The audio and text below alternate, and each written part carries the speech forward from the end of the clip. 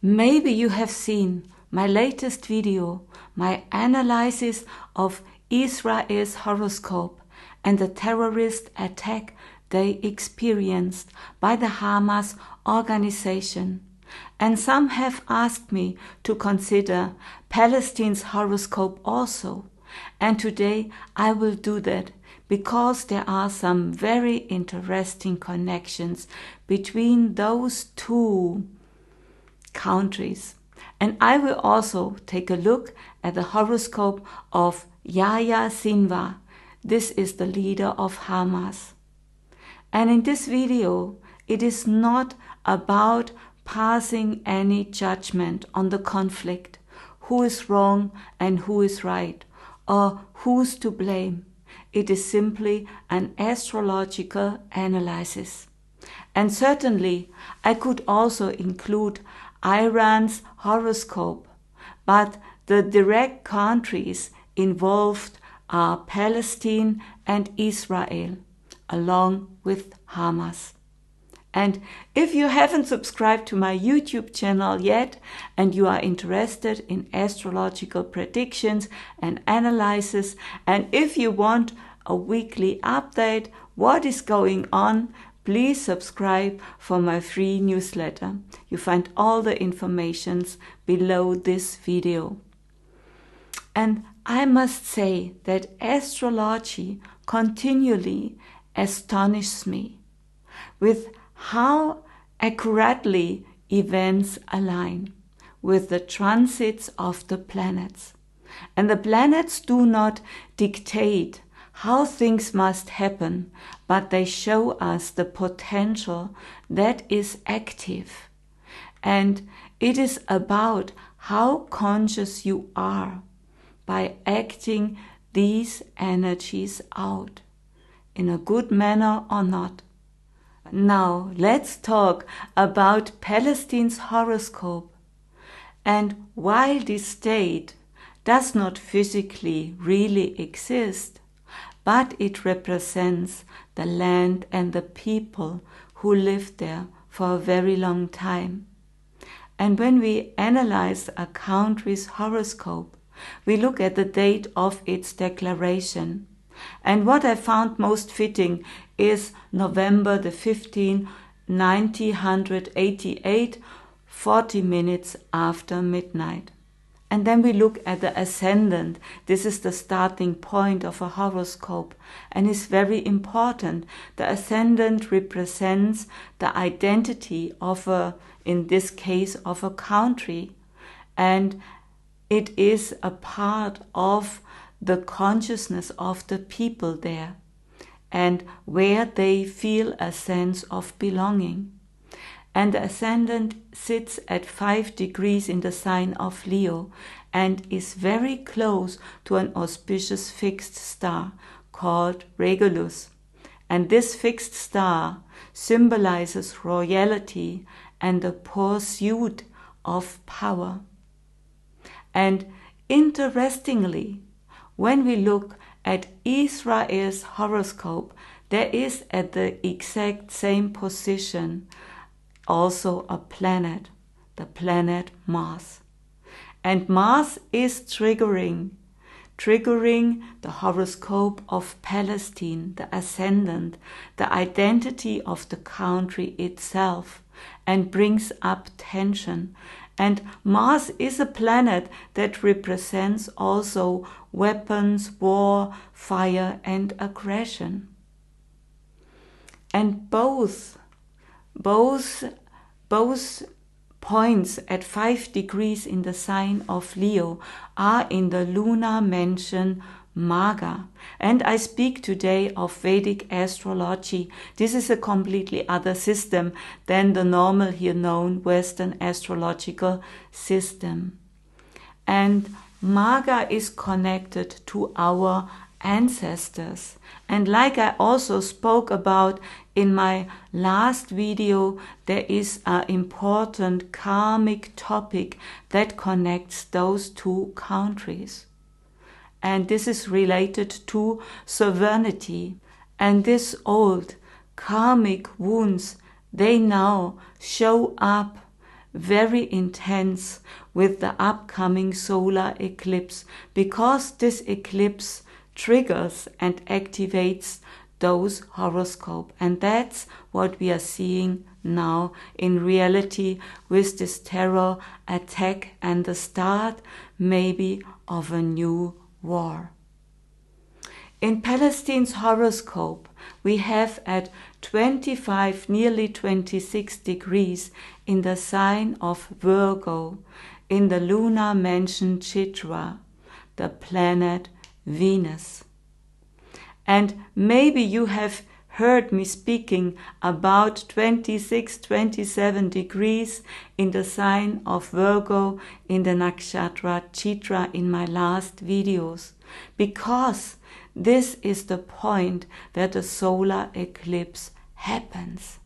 That's really very important.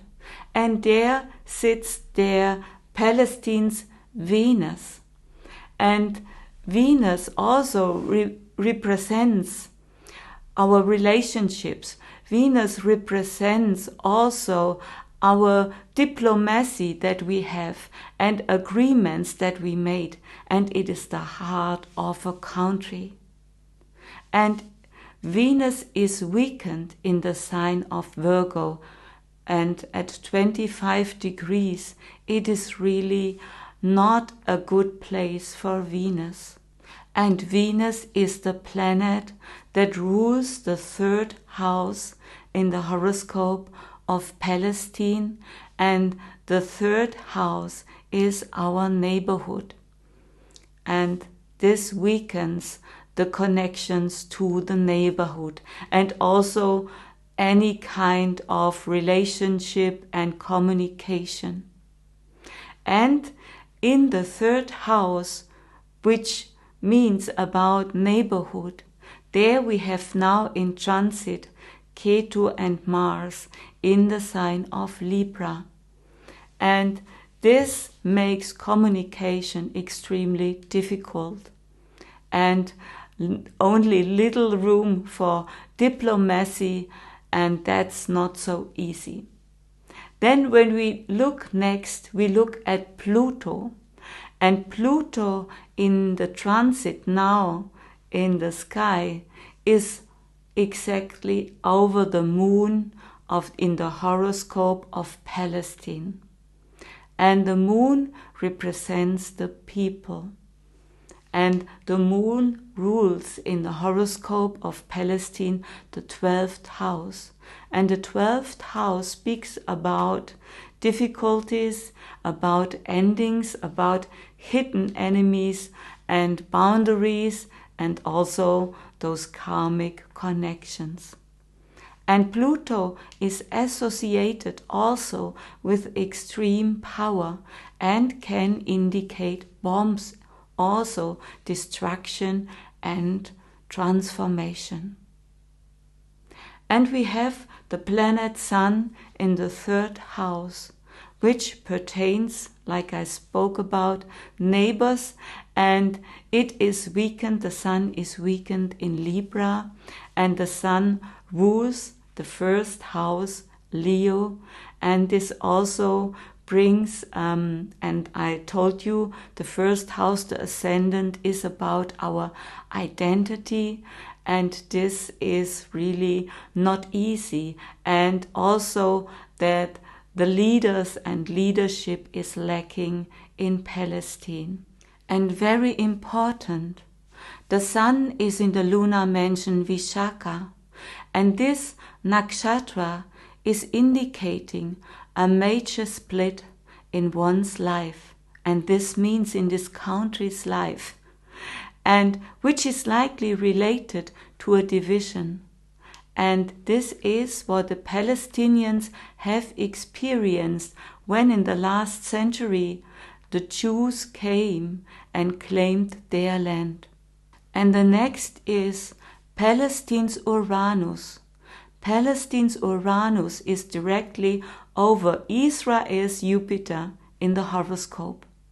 And Uranus represents unexpected energies and events. And Jupiter in the horoscope of Israel, in the sign of Sagittarius, in the lunar mansion Mula, signifies also strict religious beliefs and also conflicts. Rahu in the Palestine's horoscope is in the lunar mansion Shatabishak and is very strong there, and aspects Israel's Venus in the sign of Gemini in the lunar mansion Adra, and indicates sadness and suffering affecting the people. And this Rahu also aspects Israel's ascendant and brings potentially destructive energies with it, and especially when dealing with self-created enemies. And now we look at another very interesting horoscope in connection with the Palestine and the Israel's horoscope. And this is Yaya Sinwar. He's a leader of Hamas, and I found the birth data October 29, 1962, and I do not have a birth time, but in Vedic astrology we can also use the moon as the starting point by looking at the horoscope and also where the planets are, because the most planets exclusive the moon will be at the same place the whole day, so we can see a lot also if we do not know the birth time of this person. So when I look at this horoscope, the first thing that I see is that Mercury, the planet Mercury, is at 26 degrees in the sign of Virgo in the lunar mansion Chitra.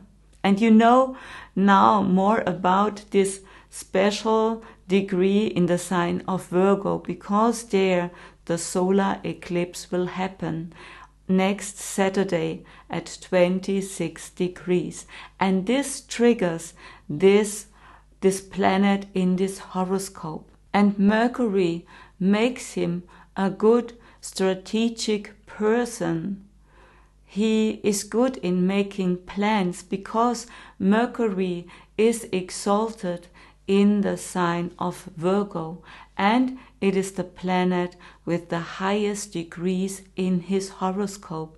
So that means that he experienced himself very Mercurian and is all about thinking and making plans, and it is also about communication. This is very important for him. And then we see in the next house, in the second house, there we have the moon in 21 degrees in the lunar mansion Vishaka. And like I told you that the moon in Vishaka, the moon is also about how you experience yourself, and Vishaka is about this split. And this split was a very important event in his life, because he's born in the Gaza Strip. And then we have the planet Mars and Rahu in the sign of Cancer. This is the natural fourth house and is connected to our emotions and our heart. And with Mars and Rahu, there's a lot going on in his life that he do not really feel comfort and do not really feel happy. And this can stand for a lot of psyche problems that he can have.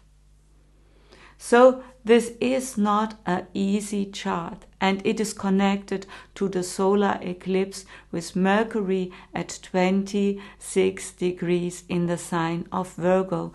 And this connects all together.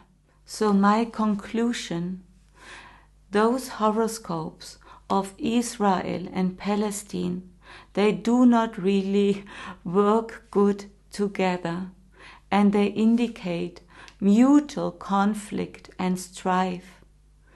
It seems like each wanting to destroy the other. There is a lot going on, and a lot of old wounds and karmic topics.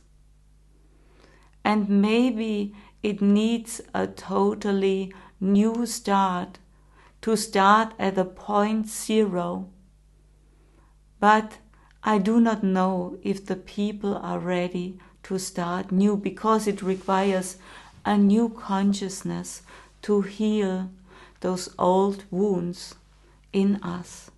And by making war, it brings up new pain, and this makes it really not easy to find peace and to move toward a better future.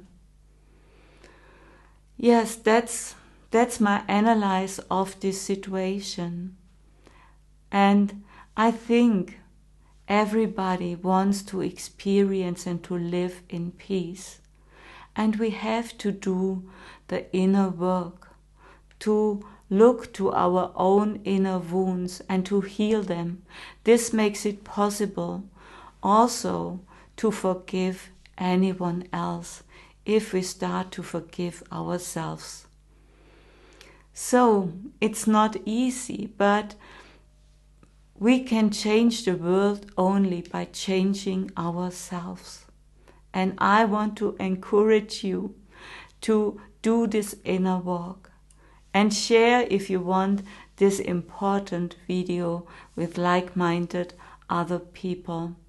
And thank you so much for listening, and I love you, and I love everybody. I love the Palestine, and I love the Jews and everybody. I love them all. In my heart, there's place for everything and everybody. Thank you so much.